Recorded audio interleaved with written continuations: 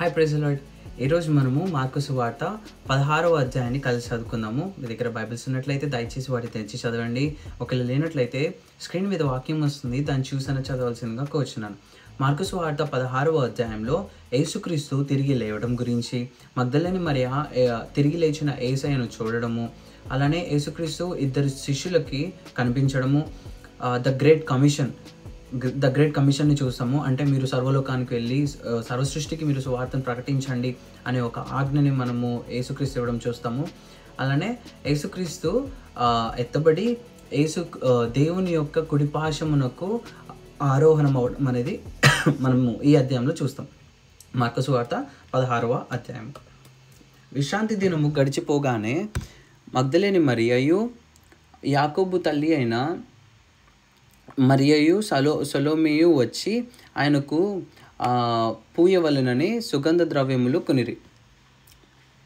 వారు ఆదివారంన పెందలకడ లేచి బయలుదేరి సూర్యోదయమైనప్పుడు సమాధి యొద్దకు వచ్చుచుండగా, సమాధి ద్వారము నుండి మన కొరకు ఆ రాయి ఎవడు పొల్లించునని ఒకరితో ఒకరు చెప్పుకొనుచుండిరి. వారు వచ్చి కనులెత్తి చూడగా రాయి పొల్లింపబడి ఉండుట చూచిరి. ఎంతో పెద్దది.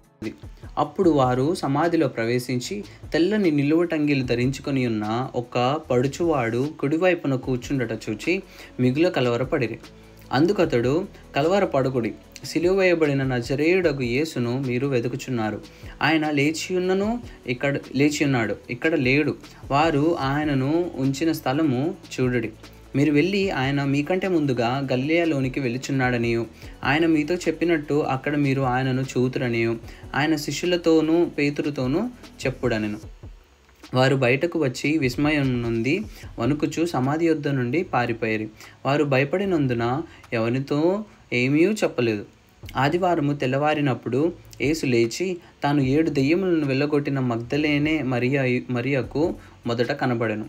ఆయనతో ఉండిన వారు దుఃఖపడి ఏడ్చుచుండగా ఆమె వెళ్ళి ఆ సంగతి వారికి తెలియజేశాను. కానీ ఆయన బ్రతికి ఉన్నాడనియు ఆమెకు కనబడిననియు వారు విని నమ్మకపోయారు. ఆ తర్వాత వారిలో 2 ఒక పల్లెటూరికి నడిచి పోవుచుండగా ఆయన మారురూపు గలవాడే వారికి ప్రత్యక్షమాయను. వారు వెళ్ళి తక్కిన వారికి ఆ సంగతి తెలియజేశారు. కానీ వారు వీరి మాటనైనను నమ్మకపోయారు. పిమ్మట 11 మంది శిష్యులు భోజనమునకు కూర్చున్నప్పుడు ఆయన వారికి ప్రత్యక్షమై తాను లేచిన తర్వాత తను చూచిన వారి మాట నమ్మనందున వారి అపనమ్మిక నిమిత్తమును హృదయ కాఠిన్యము నిమిత్తమును వారిని గద్దించను. మరియు మీరు సర్వలోకమునకు వెళ్ళి సర్వసృష్టికి సువార్తను ప్రకటించుడి. నమ్మి బాప్తిజం పొందిన వాడు రక్షింపబడును, నమ్మని వానికి శిక్ష విధింపబడును. నమ్మిన వారి వలన ఈ సూచక క్రియలు కనబడును.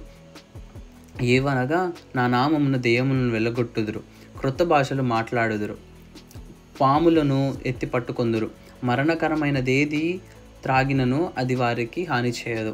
రోగుల మీద చేతులుంచినప్పుడు వారు స్వస్థత నొందుదురని వారితో చెప్పెను. ఈలాగు ప్రభువైన యేసు వారితో మాట్లాడిన తర్వాత పరలోకమునకు చేర్చుకొనబడి దేవుని కుడిపార్శ్వమున ఆసీనుడయ్యెను.